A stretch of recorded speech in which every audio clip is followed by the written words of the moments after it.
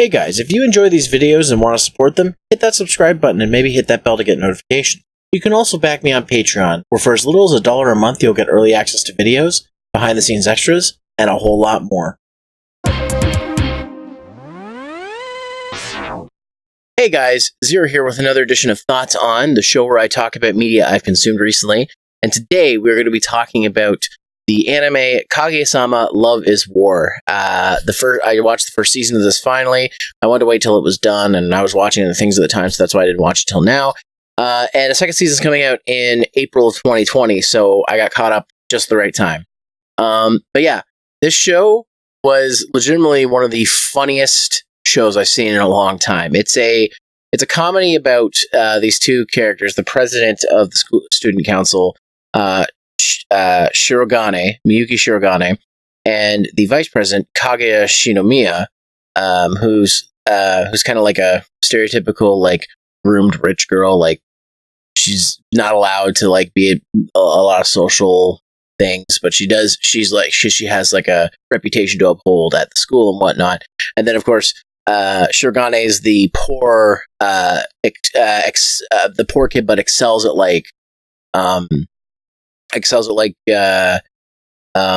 academics and stuff like that. So he earned the ability to become the student council president. And there's other characters as well, but it's basically about these two characters where they both are in love with each other, but they want the other one to confess to them first. They don't want to be the one to be the one who does it. They see it as war, as the show's called, Love is War, where they're like, I'm not going to confess, you're going to confess, kind of thing. So the entire show is about that, and every situation they have is about them trying to get the other one to do something.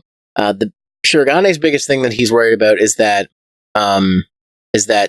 Kaguya will see it as being cute, and it actually calls back to this one thing all the time, where clip where you have Kaguya with a blank stare. And by the way, Kaguya has red eyes, so it really gives it away, where she's holding her hand up to her lip and going, "Oh, kawaii koto," which is like, that's cute, in kind of a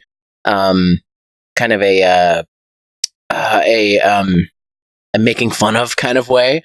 So that's what Miyuki's or Shirogane's biggest worry is that he's going to come off as cute. And hers and Kaguya's worry is always that she's going to be the one that comes off as something like that. It's like the one who confesses is the one with the weakness. It's the way they see it, and it just makes for hilarious like gags and whatnot. There's a few other characters that have to be talked about as well. There is Chika Fujiwara, who is probably the most popular character in the show, because she's got kind of a she's got pink hair. She wears a bow right here, and she's the more outgoing character. She's Kaguya's first friend, so they're very close. And of course, so she's very outgoing, and a lot of the comedy happens around her too. There's some really funny scenes. Like, one of my favorite scenes was this series has a card game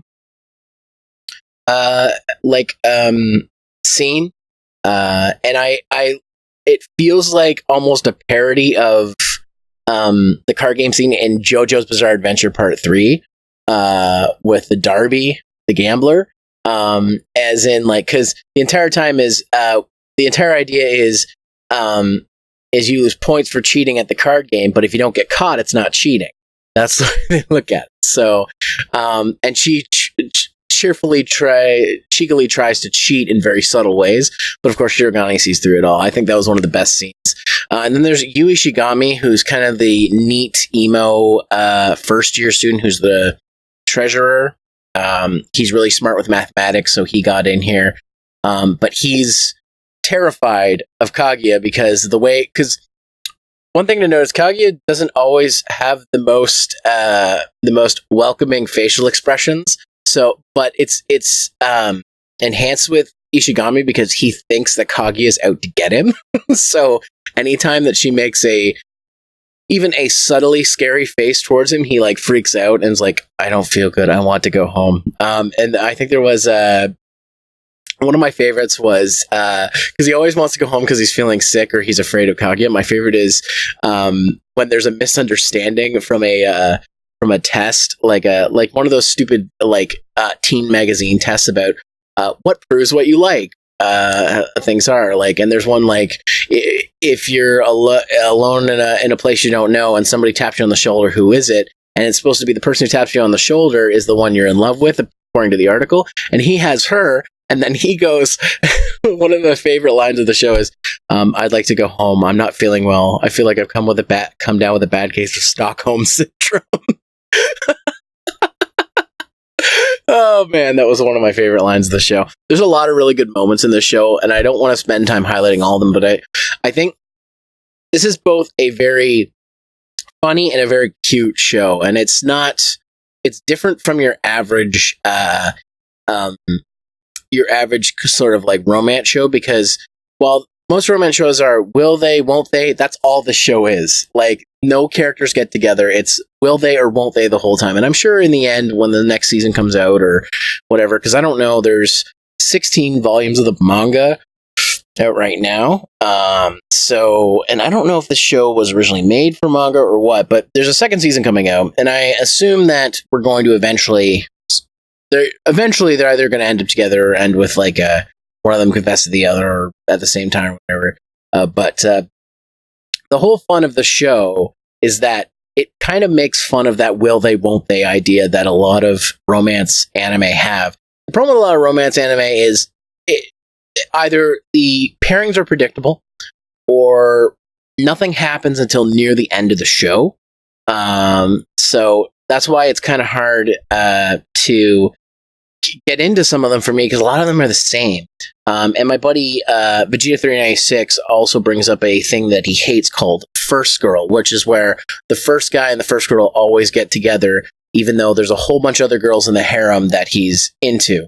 But that are potential love interests. And so that trope has been done to death at this point. So this show kind of is like a subtle jab at like romance rom-com anime, because it's the entire idea is that they want to get together, but they don't want to be the one that's confessed. They don't want to be the one that confesses. They want to be confessed too. So it takes regular situations that would totally be no deal whatsoever and just makes them into these big, like, complicated, like, messes of, like, human emotion and, like, tactical warfare. And it's funny. It's really funny.